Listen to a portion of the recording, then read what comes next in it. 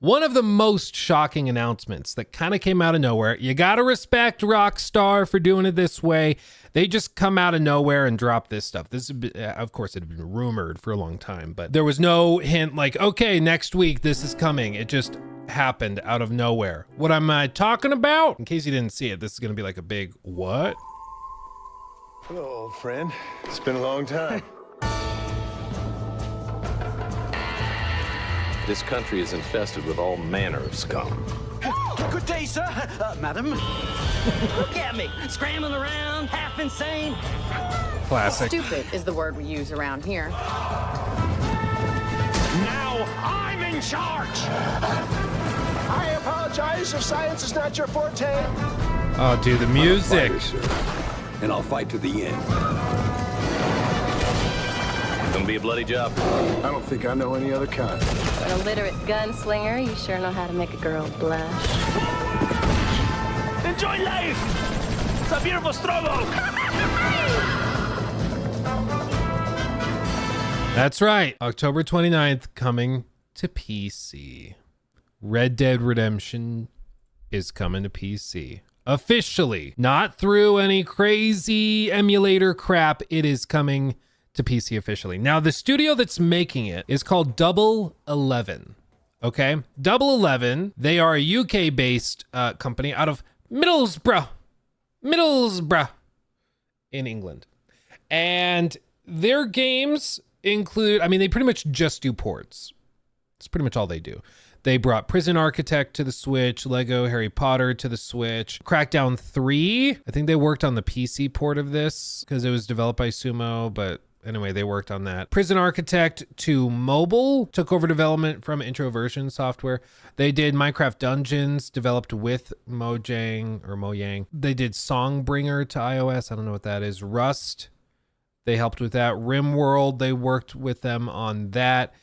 Red Dead Redemption, they brought it to PS4 and the Switch, and now they're bringing it to Windows. They're also working on Grounded and then Prison Architect as well. So it seems like they are one of these companies that does a lot of contract work to help with development of different things. I'm guessing with ports. I'm guessing that's what their specialty is given this. Yeah, they opened the second one. In March of 2022, Double 11 announced their collaboration with BGS to develop content for Fallout 76 later in the year. So they've even been contracted by BGS to make Fallout 76 content. That's interesting. Okay. And then they're also announced as the lead developers for Prison Architect 2. Interesting. So, big studio. They do a lot. And they've had their hands on a lot of different projects over the years, but they've been tapped to do this, which is interesting. The Rockstar, what was it? Grand Theft Auto Collection? Is that what they called it? I'm thinking about the most recent one, the just total disaster. Complete Edition? No, Trinity. That's one. This one. That was Grove Street Games. That was like its own team. Okay, I was worried that they were using the same team for this, but these are the guys that developed that like disaster of a port for those OG GTA games. But this is a different team entirely. So fingers crossed. I'm optimistic. I'm hopeful. There's been some people that have looked at it and done comparisons and seen that there's increased like draw distances, level of details increased. So it looks like it's not just going to be the Switch version playing on PC. It looks like it's actually going to be scalable. There's going to be some improvements there, which I am glad to see. And so long as it runs well, I'm happy. Bite size, my boys in Middlesbrough will do a good job. That's most definitely what's up. Yes, it is. So yeah, shocking news. I don't think any of us were braced for it, but it's happening. It's happening. And it's one of these things that's just, it's free money, dude. It's free money. I know there's like a lot of frustration over remasters, remakes, all of that. I totally get it, and I feel that a lot of the time too. But there are a lot of people who are PC gamers and have never gotten to play the original Red Dead Redemption just because it was only ever on console, and they don't have consoles because they're PC gamers. And they could try to play it through emulators. And I know that some people are like, well, just play it on an emulator. Just download this one, go through these things. I won't tell you where to get the ROM, but hint, hint, nudge, nudge. If you Google this space this, you can find it.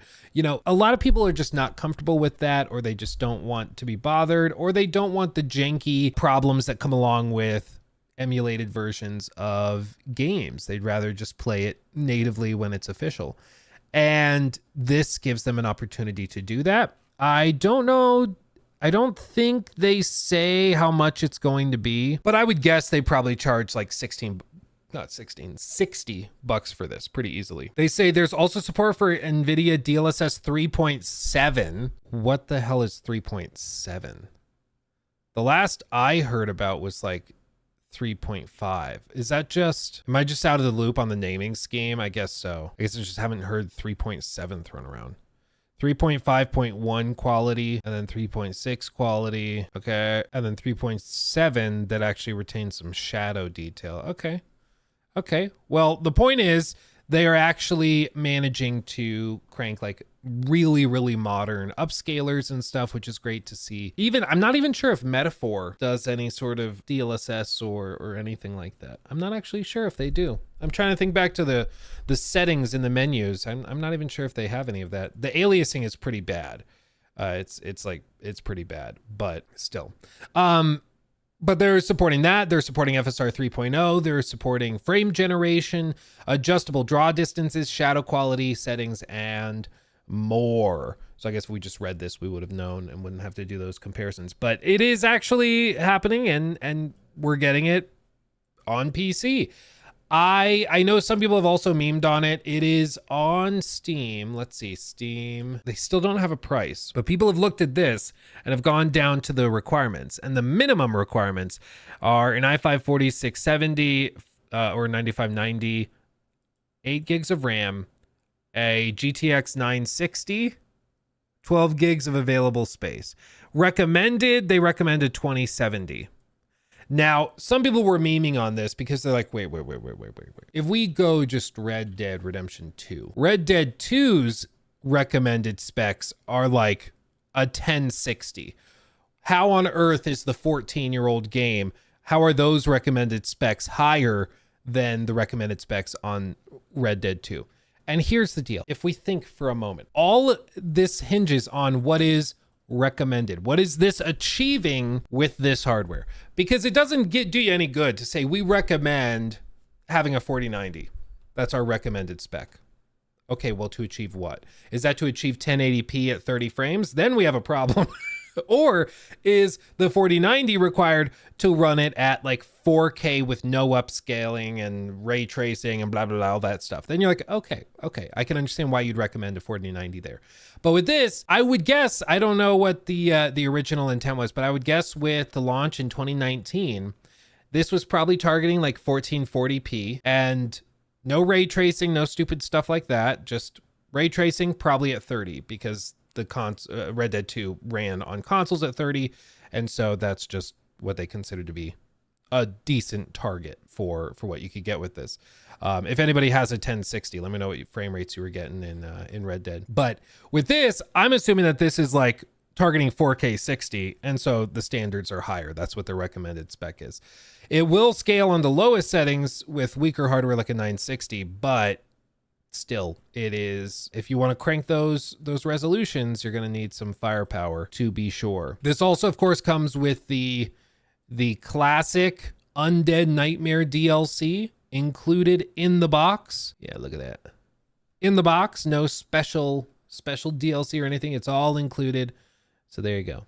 Any gameplay improvements? No mentions of anything like that. Nothing like that. Nothing like that. I would not expect that. Honestly, the game plays pretty well. It's one of the things about Rockstar games is that they don't tend to reinvent the wheel from year after year.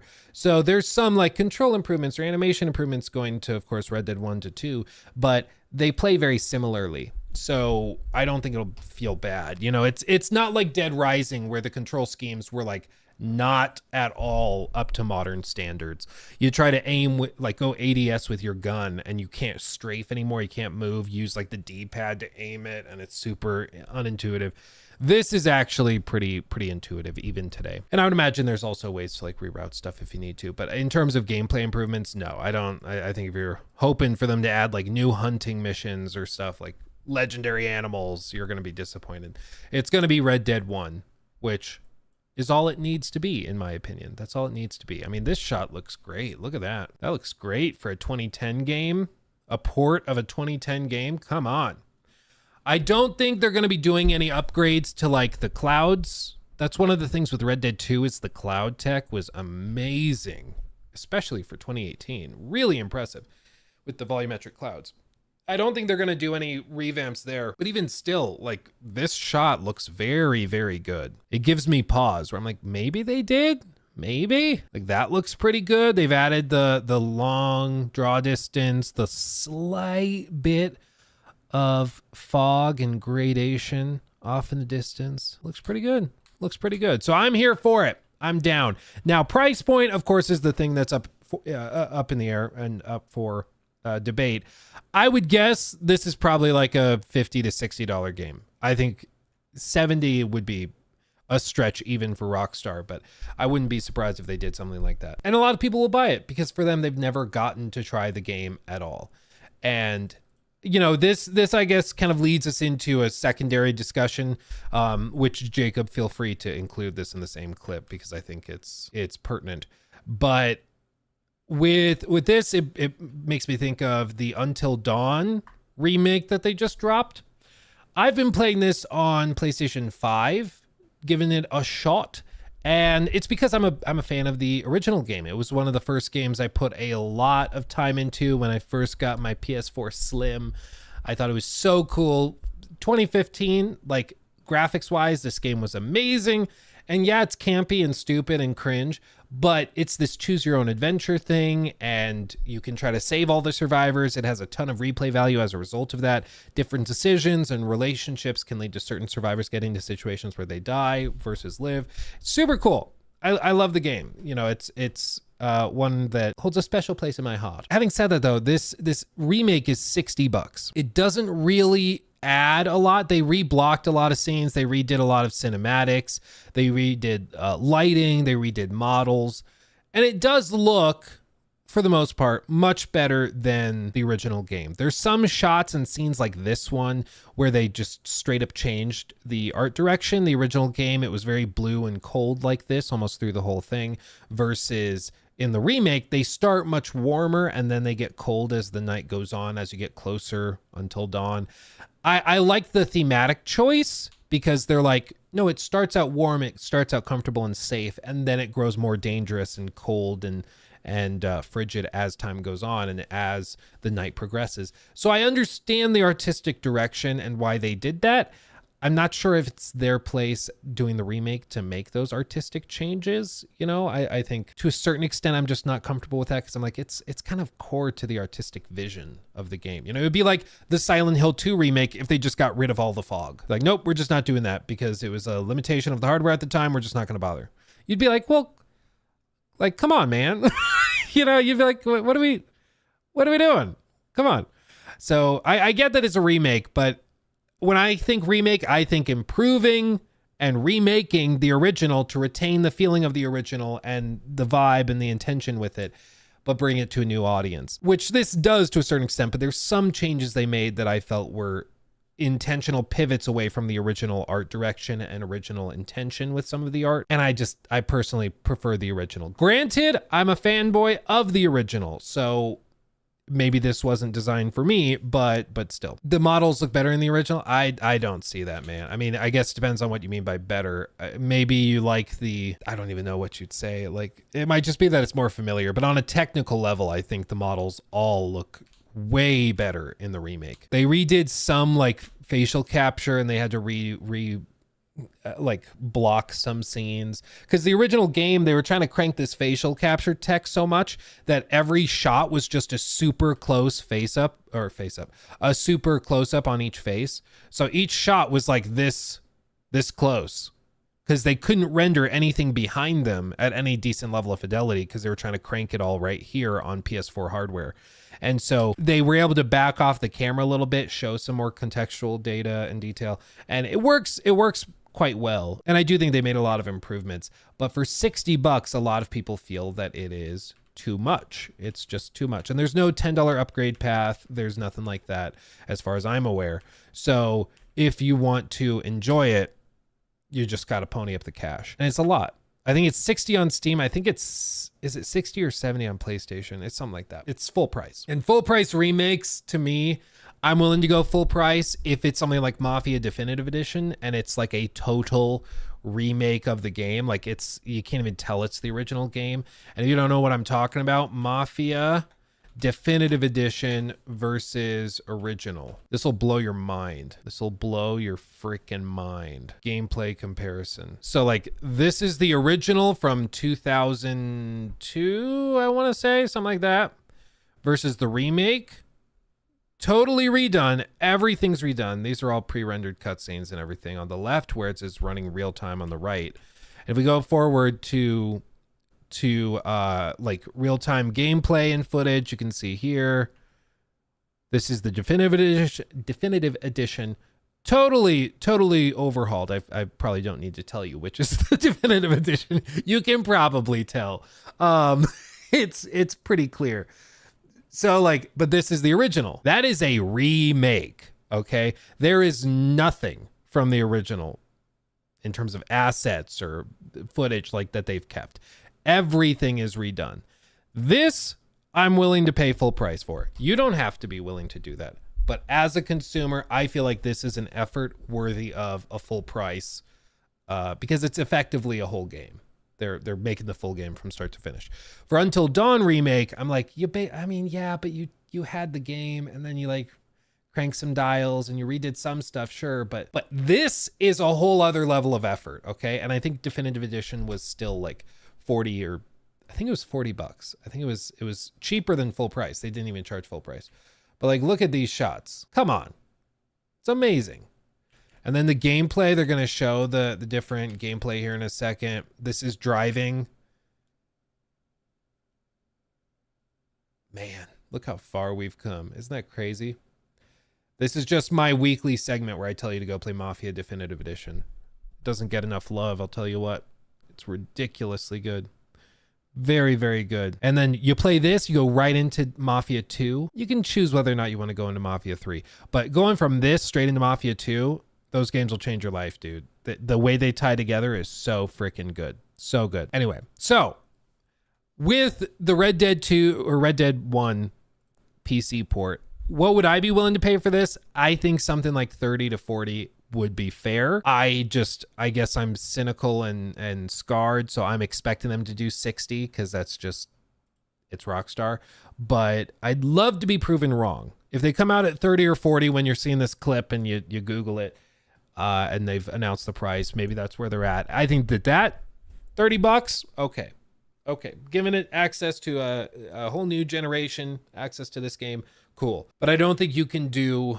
I don't think I'd be comfortable doing much more than that. But who am I to say what the consumer will pay? People are still buying GTA 5 in the millions every quarter, so who knows?